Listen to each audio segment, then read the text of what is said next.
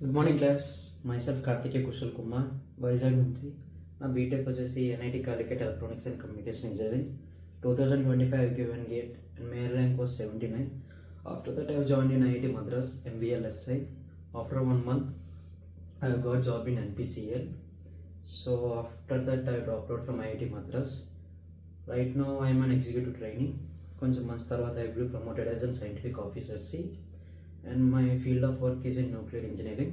In my free time in the training sections, I started this new YouTube channel, Nucleopedia.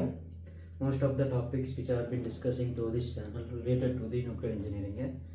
From the scratch untadi, you can easily understand.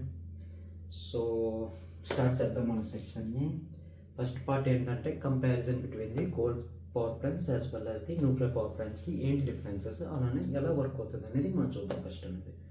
So first అనేది మనం తీసుకున్నది coal based power plants. అది ఎలా work అవుతుందో చూద్దాం. ప్రీవియస్గా power plant అంటే ఏంటి? ఎలక్ట్రిసిటీని జనరేట్ చేసేది కదా. ఎలక్ట్రిసిటీ ఎలా జనరేట్ అవుతుంది పవర్ ప్లాంట్ అనేది చూద్దాం. రియల్ లైఫ్ ఎగ్జాంపుల్స్ చూద్దాం. ఎప్పుడైతే మోటార్ స్విచ్ ఆన్ చేస్తే ఏమవుతుంది? మోటార్ రొటేట్ అవుతుంది కదా. అలానే ఎప్పుడైతే మనం మోటార్ రొటేట్ చేస్తూ ఉంటామో చిన్నప్పుడు బల్బ్ అనేది వెలుగుతుంటుంది, అంటే ఎలక్ట్రిసిటీ అనేది జనరేట్ అవుతుంది. సేమ్ ప్రిన్సిపల్ మీరు ఎక్కడ చూసి ఉంటారంటే తిరుపతి వెళ్తూ ఉన్నప్పుడు విండ్ మిల్స్ కనిపిస్తూ ఉంటాయి. ఆ విండ్ మిల్స్ అక్కడ రొటేట్ అవుతాయి. అవి ఎప్పుడైతే రొటేట్ అవుతాయి ఎలక్ట్రిసిటీ అనేది జనరేట్ అవుతుంది. అక్కడ విండ్ మిల్కి ఆ విండ్ మిల్ బ్లేడ్స్ రొటేట్ అవ్వడానికి ఏముంది? విండ్ అనేది ఉంది. అలానే ఇక్కడ పవర్ ప్లాంట్స్లో ఈ టర్బైన్ అంటే అక్కడ విండ్ మిల్, ఇక్కడ టర్బైన్. ఈ టర్బైన్ బ్లేడ్స్ని రొటేట్ చేయడానికి అక్కడ విండ్ ఎలానో ఇక్కడ కూడా ఒకటి కావాలి కదా. ఇక్కడ ఏం యూస్ చేస్తామంటే స్టీమ్ అనేది యూస్ చేస్తాం. స్టీమ్ అనేది యూస్ చేస్తాం. ఎప్పుడైతే ఈ స్టీమ్ అనేది ఈ టర్బైన్ బ్లేడ్స్ని స్ట్రైక్ చేస్తుందో, ఎప్పుడైతే దాన్ని గుద్దుతుందో అప్పుడు ఏమవుద్ది? టర్బైన్ బ్లేడ్స్ అనేవి రొటేట్ అవుతాయి కదా. ఎప్పుడైతే టర్బైన్ రొటేట్ అవుతూ ఉంటుందో ఇది షాఫ్ట్కి కనెక్ట్ అయి ఉంటుంది. అప్పుడు ఏమవుద్ది? షాఫ్ట్ అనేది రొటేట్ అవుతూ ఉంటుంది. ఈ షాఫ్ట్ అనేది జనరేటర్ కనెక్ట్ అయి ఉంటుంది. జనరేటర్ ఏం పని చేస్తుందంటే వచ్చే మెకానికల్ ఎనర్జీని ఎలక్ట్రికల్ ఎనర్జీగా కన్వర్ట్ చేస్తూ ఉంటుంది. మనం డీప్గా చూద్దాం how the generator will be working in the next videos. ఈ వీడియోస్ అనేది బోత్ ఇంగ్లీష్ అలానే తెలుగులో కూడా ఉంటుంది. ఈ mode of speaking was Telugu. English video అనేది ముందుగానే పోస్ట్ చేశాను. మీ ప్రిఫరెన్స్ బట్టి మీరు వీడియోస్ని చూస్ చేసుకోవచ్చు. ఇప్పుడు ఏంటంటే జనరేటర్ జనరేటర్ ఏం చేస్తుంది? మెకానికల్ ఎనర్జీని ఎలక్ట్రికల్ ఎనర్జీగా కన్వర్ట్ చేస్తుంది. ఈ ఎలక్ట్రికల్ ఎనర్జీ ఎక్కడికి సప్లై చేస్తామంటే మనం గ్రిడ్కి సప్లై చేస్తాం.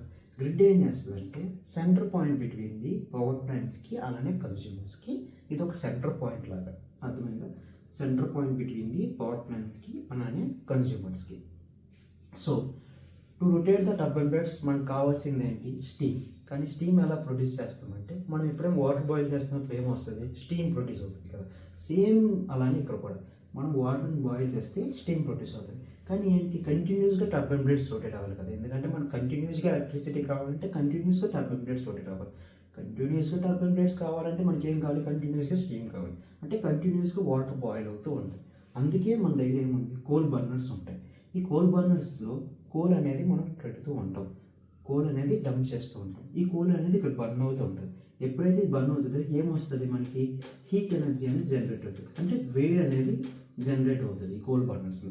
ఈ హీట్ ఎనర్జీ ఈ వాటర్ యూస్ చేసుకుంటుంది. ఎప్పుడైతే ఈ వాటర్ అనేది హీట్ ఎనర్జీని ఇంటేక్ చేసుకుంటుందో వాటర్ అనేది స్టీమ్గా కన్వర్ట్ అవుతుంది. ఈ స్టీమే టర్బైన్కి ఫ్లో అవుతుంది. అంతే. ఈ ప్రైమరీ సైడ్ సెకండరీ సైడ్గా మనం 2 పార్ట్స్గా డివైడ్ చేద్దాం. ప్రైమరీ సైడ్ ఏంటంటే burner as well as boilers as been present. Secondary side అంటే turbines, generator, grid. Most of the power ప్లాంట్స్లో ఏంటంటే సెకండరీ సైడ్ అనేది కామన్గా ఉంటుంది. ప్రైమరీ సైడే డిఫర్ అయ్యి ఉంటుంది. ఈ ప్రైమరీ సైడ్లో ఇక్కడ ఏంటి? కోల్ని బర్న్ చేసి వాటర్ని స్టీమ్గా మారుస్తాం. అర్థమైందా? వాటర్ని స్టీమ్గా మారుస్తున్నాం. ఇక్కడ కోల్ అనేది ఫ్యూయల్ ఉంది కోల్ ప్లాంట్స్. కోల్ ఏంటి? ఇక్కడ ఫ్యూయల్ ఉంది కోల్ ప్లాంట్స్. ఇప్పుడు వరకు మనం కోల్ బేస్డ్ పవర్ ప్లాంట్ ఎలా వర్క్ అవుతుంది అనేది చూసాం కదా. ఇప్పుడు మనం న్యూక్లియర్ పవర్ ప్లాంట్స్ ఎలా వర్క్ అవుతుందో చూద్దాం. అలానే దీనికి అడ్వాంటేజెస్ ఏంటి కంపారిటివ్లీ కోల్ బేస్డ్ పవర్ ప్లాంట్కి, అలానే డిఫరెన్సెస్ ఏంటో చూద్దాం. న్యూక్లియర్ పవర్ ప్లాంట్ ఎలా వర్క్ అవుతుందో ఫస్ట్ చూద్దాం. సేమ్ కోల్ పవర్ ప్లాంట్లో మనం సెకండరీ సైడ్ నేను చెప్పాను కదా. సెకండరీ సైడ్లో ఏముంటాయి? Turbine, generator, grid. ఈ 3 అనేవి కామన్ సెకండరీ సైడ్. కానీ ప్రైమరీ సైడ్ డిఫరెంట్. ఏ పవర్ ప్లాంట్కి అయినా ప్రైమరీ సైడ్ అనేది డిఫరెంట్. సెకండరీ సైడ్ అనేది మోస్ట్లీ కామన్గా ఉంటుంది. ఇక ప్రైమరీ సైడ్ ఏంటంటే రియాక్టర్ బిల్డింగ్ ఉంటుంది. రియాక్టర్ బిల్డింగ్ ఎందుకు యూస్ చేస్తామంటే న్యూక్లియర్ రియాక్షన్స్ టేక్ చేయడం కోసం. న్యూక్లియర్ రియాక్షన్స్ ఏంటంటే there are 2 types of nuclear reactions. ఈ న్యూక్లియర్ రియాక్షన్స్ వల్లే హీట్ ఎనర్జీ ప్రొడ్యూస్ చేస్తాం. కోల్లో ఏం చేస్తామంటే కోల్ బేస్డ్ పవర్ ప్లాంట్స్లో ఏం చేస్తాం, కోల్ అనేది కోల్ బర్నర్స్లోని ఫీడ్ చేసి అక్కడ హీట్ చేస్తూ ఉంటాం, అక్కడ బర్న్ చేస్తూ ఉంటాం కోల్ని. అప్పుడు హీట్ ఎనర్జీ జనరేట్ అవుతుంది. ఆ హీట్ ఎనర్జీని వాటర్కి ఇచ్చి ఆ వాటర్ అనేది స్టీమ్గా కన్వర్ట్ చేస్తాం. అలానే ఇక్కడ న్యూక్లియర్ రియాక్షన్స్ని మనం చేస్తాం. ఆ న్యూక్లియర్ రియాక్షన్స్ అవ్వడం వల్ల హీట్ ఎనర్జీ అనేది జనరేట్ అవుతుంది. ఆ హీట్ ఎనర్జీ అనేది వాటర్కి ఇచ్చి వాటర్ అనేది స్టీమ్గా కన్వర్ట్ చేస్తాం. సేమ్ అలానే హీట్ ఎనర్జీ జనరేట్ చేయడమే main principle. Heat energy has been converting into the electrical energy. ఇదే మెయిన్ పాయింట్ పవర్ ప్లాంట్స్లో. ఇప్పుడు ఆ న్యూక్లియర్ రియాక్షన్స్ అంటే ఏంటో ఫస్ట్ చూద్దాం. న్యూక్లియర్ రియాక్షన్స్ అనేవి 2 టైప్స్ ఉంటాయి, fission, fusion. What is fission, fusion? Fission అంటే ఏం లేదు, a single nuclei has been splitting into the 2 other న్యూక్లియస్నే ఫిజన్ అంటారు. ఫ్యూజన్ ఏంటంటే 2 small nuclei has combine to form a large nuclei. దీన్నే fission, fusion అని అంటారు. డిఫరెన్స్ ఇదేంటంటే సెపరేటింగ్, ఫ్యూజన్ ఏంటంటే కాంబినేషన్. దీని గురించి బాగా డిస్కస్ చేద్దాం వచ్చే వీడియోస్లో. అంతవరకు చూడండి. ఫ్యూజన్ అంటే ఏంటి, సెపరేటింగ్. ఫ్యూజన్ అంటే ఏంటి, కాంబినేషన్. మనం న్యూక్లియర్ రియాక్టర్స్లో ఏం రియాక్షన్ యూస్ చేస్తామంటే ఫిజన్. ఎందుకంటే ఇది కంట్రోలబుల్, మనం కంట్రోల్ చేయగలం. కంట్రోల్ రాడ్స్ ద్వారా, అలానే జీనోన్ పాయిజన్స్, అలానే పాయిజన్స్, అలానే బోరిక్ యాసిడ్ పాయిజన్స్ ద్వారా మనం ఫ్యూజన్ రియాక్షన్ని కంట్రోల్ చేయగలం. కానీ ఫ్యూజన్ని కంట్రోల్ చేయలేం, it is non controllable. So మనం ఏం యూస్ చేస్తాం ఏంటంటే ఫిజన్ని యూస్ చేస్తాం. అది ఎలా వర్క్ అవుతుందో చూద్దాం. ఫిజన్ రియాక్షన్ ఎలాగా అనేది ఒకసారి చూద్దాం. ఇక్కడ ఫ్యూయల్ అనేది ఏంటి, యురేనియం. కోల్లో ఏంటి, కోల్ అనేది ఫ్యూయల్. ఇక్కడ ఏంటి, యురేనియం అనేది ఫ్యూయల్. యురేనియం యాటమ్ని తీసుకొని న్యూట్రాన్తో బాంబర్డ్ చేస్తాం, అంటే న్యూట్రాన్ని షూట్ చేస్తాం. యురేనియంలో షూట్ చేస్తాం. యురేనియం అనేది స్టేబుల్ స్టేట్లో ఉంటుంది. ఎప్పుడైతే న్యూట్రాన్ వచ్చిందో అది అన్స్టేబుల్ స్టేట్గా మారిపోద్ది. అదేమవుతుంది, అన్స్టేబుల్ స్టేట్గా మారిపోద్ది. ఎప్పుడైతే అన్స్టేబుల్ స్టేట్గా మారిపోద్దో అది అలా ఉండాలనుకోదు, స్టేబుల్ స్టేట్లోకి మారిపోవాలనుకుంటుంది. అదే ఫ్యూజన్ ప్రాసెస్.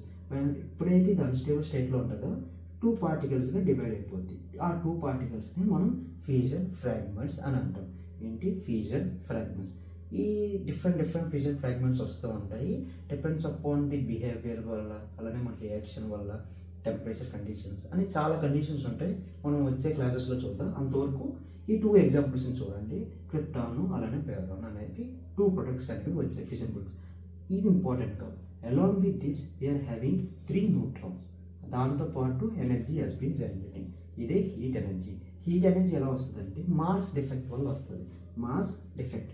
ఈ రియాక్టెంట్ సైడ్స్ ఉన్నాయి కదా, దీని మాస్, అలానే ప్రొడక్ట్ సైడ్స్ ఉన్నాయి కదా, దీని మాస్కి ఒక స్మాల్ డిఫెక్ట్ వస్తుంది. ఏంటంటే టోటల్ మాస్ డిక్రీజ్ అవుతుంది. ఆ మాస్ డిఫెక్టే హీట్ ఎనర్జీగా కన్వర్ట్ అవుతుంది. ఏమవుతుందంటే మాస్ అనేది డిక్రిమెంట్ అవుతుంది కదా, ఆ మాస్ అనేది ఎనర్జీగా కన్వర్ట్ అవుతుంది. Is delta M C square. Delta M అనేది మాస్ డిఫెక్ట్. ఎంతైతే మాస్ డిఫర్ అవుతుందో ఇంటూ సి స్క్వేర్, అదే ఎనర్జీగా మనకి ఎవాల్వ్ వస్తుంది. ఈ ఎనర్జీని మనం యూస్ చేసుకొని వాటర్ని స్టీమ్గా కన్వర్ట్ చేస్తాం. ఓకే, ఈ 3 న్యూట్రాన్స్ ఎందుకు యూజ్ అవుతాయో చూద్దాం. ఎప్పుడైతే ఫిజన్ ప్రాసెస్ అయిందో ఏమవుతుంది, 3 న్యూట్రాన్స్ వస్తాయి. ఈ 3 న్యూట్రాన్స్ అనదర్ 3 యురేనియం-235ని స్ట్రైక్ చేస్తాయి. ఎప్పుడైతే అవి స్ట్రైక్ చేస్తుందో అవి ఏమవుతాయి, అన్స్టేబుల్ అవుతాయి. అప్పుడేమవుద్ది, అవి మళ్ళీ స్ప్లిట్ అవుతాయి. ఆ స్ప్లిట్ అయిన దాంట్లో ఏమవుద్ది, ఇంకో 3 న్యూట్రాన్స్ అనేవి, ఆ 3 న్యూట్రాన్స్ అనేవి ఇంకో 3 యురేనియం. అలాగే ఈ ప్రాసెస్ కంటిన్యూ అవుతుంది. ఈ ప్రాసెస్ని మనం చైన్ రియాక్షన్ అంటాం. అంటే కంటిన్యూస్గా heat energy has been generated. అక్కడ ఏంటి, కోల్ని కంటిన్యూస్గా డంప్ చేయడం వల్ల, కోల్ కంటిన్యూస్గా బర్న్ చేయడం వల్ల హీట్ ఎనర్జీ కంటిన్యూస్గా ఎవాల్వ్ అవుతూ ఉంటుంది. అలానే ఇక్కడ కూడా ఈ న్యూట్రాన్స్ అనేది కంటిన్యూస్గా ఎవాల్వ్ అవుతూ ఉండడం వల్ల హీట్ ఎనర్జీ అనేది కంటిన్యూస్గా జనరేట్ అవుతూ ఉంటుంది. అడ్వాంటేజెస్ ఏంటంటే న్యూక్లియర్ పవర్ ప్లాంట్స్ అనేవి నెట్ జీరో ఎమిషన్స్, అంటే CO2ని అసలు ఎవాల్వ్ చేయవు, చాలా లెస్ క్వాంటిటీలో ఎవాల్వ్ చేస్తాయి అట్మాస్ఫియర్లో. బట్ కోల్డ్ పవర్ ప్లాంట్స్లో ఏంటంటే CO2 అనేది చాలా ఎక్కువ ఎవాల్వ్ అయిపోద్ది. CO2 అనేది చాలా అంటే చాలా, ఎందుకంటే CO2 అనేది అన్వాంటెడ్ గ్యాసెస్, మనం పేల్చకూడదు CO2 అనేది. So coal based power plants are not good to use. But ఏంటంటే న్యూక్లియర్ పవర్ ప్లాంట్స్లో ఎందుకంటే న్యూక్లియర్ పవర్ ప్లాంట్ ఫ్యూయల్ అనేది మనం హ్యాండిల్ చేయడం చాలా కష్టం, దానికి వెరీ ఎక్స్పీరియన్స్డ్ పర్సన్స్ కావాలి. అందుకే NPPs are very less in the India. And the second అడ్వాంటేజ్కి వచ్చేసరికి, ఫస్ట్ అడ్వాంటేజ్ ఏంటి, net zero emissions. CO2 emission is very less in the nuclear power plant. Second స్టేజ్కి వచ్చేసరికి, సెకండ్ అడ్వాంటేజ్కి వచ్చేసరికి 1 kg of uranium-235 generates same energy equivalent to 3 to 4 million kgs of coal. అంటే ఏంటంటే 1 kg uranium ఎంతైతే energy provide చేస్తుందో అలానే 3 to 4 million kgs of కోల్ని బర్న్ చేస్తే ఎంతైతే ఎనర్జీ వస్తుందో దానికి ఈక్వల్. మీరు నెంబర్స్ చూస్తున్నారు, 1 kg 3 to 4 మిలియన్ కేజీస్ ఎంత డిఫర్ ఉందో. ఇదే ఒక పాయింటే కదా, మనకి ఫ్యూయల్ అనేది మనకి చాలా తక్కువ కావాలి ఎన్పిపిస్కి రన్ చేయడానికి. అదే కోల్కి అయితే చాలా ఎక్కువ కోల్ కావాలి. 2 advantages we have seen. First time CO2 emission is very less.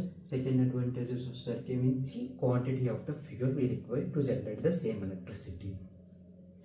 So these are the 2 advantages. Another ఏంటంటే a myth has been generating. ఏంటంటే ఎప్పుడైనా ఎన్పిపిస్ వస్తే రేడియేషన్ అనేది వస్తుంది అనుకుంటాం, కానీ ఎన్పిపిస్ జనరేట్ చేసేది just 1 milli sievert per year.